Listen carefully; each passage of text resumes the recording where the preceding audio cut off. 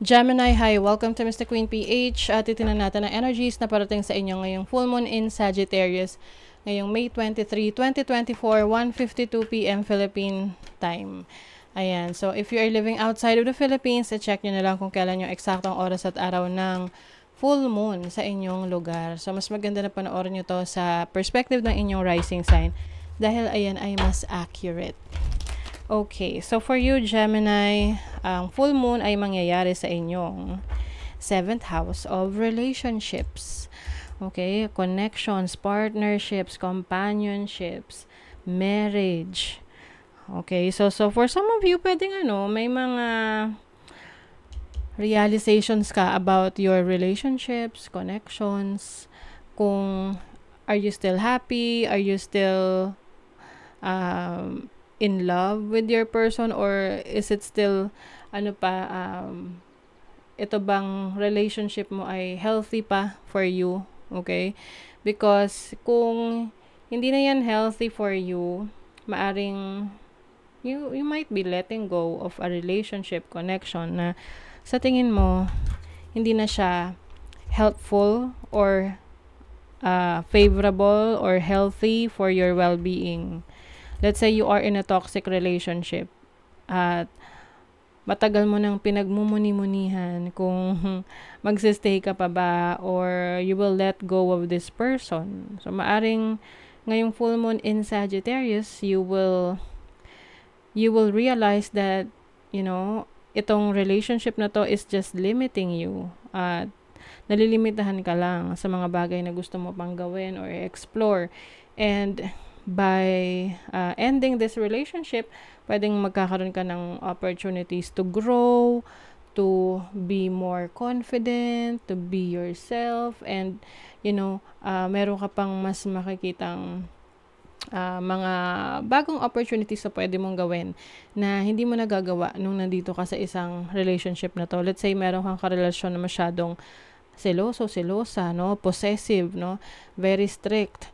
Now, nagiging dahilan rin yan para hindi mo ma-express yung sarili mo or ma-explore pa yung possibilities, yung potentials mo. And maari ngayon, magkakaroon ka ng realizations. You will find clarity in this situation.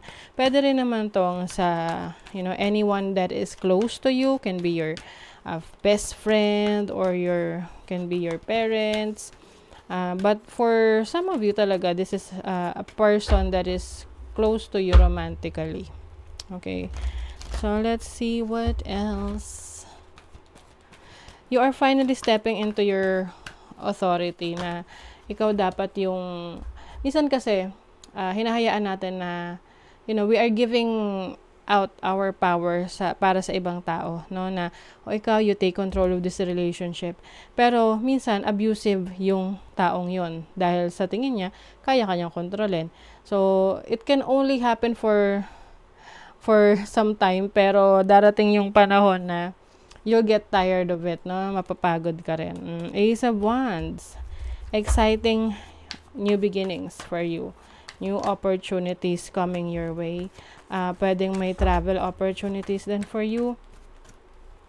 You have the Hierophant. This is about marriage and people who is in authority sa'yo. So, maaring isa ito sa realization mo.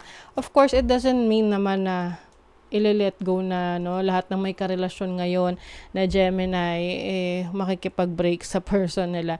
Hindi ganon. It's just about a realization kung sa yung sa tingin mo na hindi na nag-work para sa'yo. Kasi pwede namang magstay ka sa relationship na yan, pero mapag-uusapan nyo or malalaman nyo kung ano yung pwede nyong baguhin, iayos para sa relationship ninyo. Speaking of pagbabago, you have the Judgment card.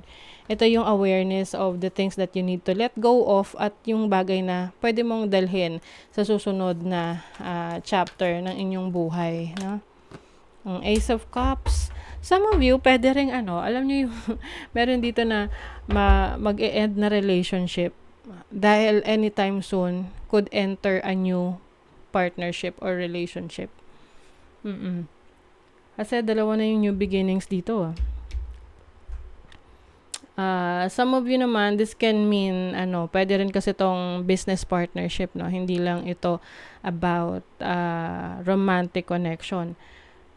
Maaring kung meron kang business partner, tapos you feel like hindi na kayo functional together as business partners, hindi na kayo nagkakasundo.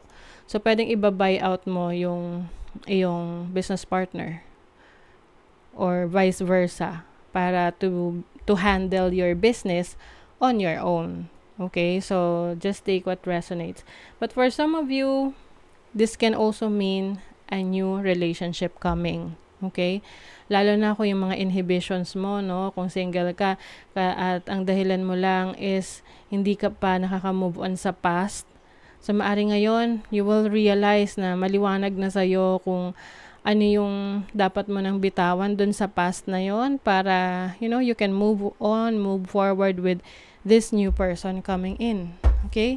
So, that is your reading, Gemini. Thank you so much. Bye.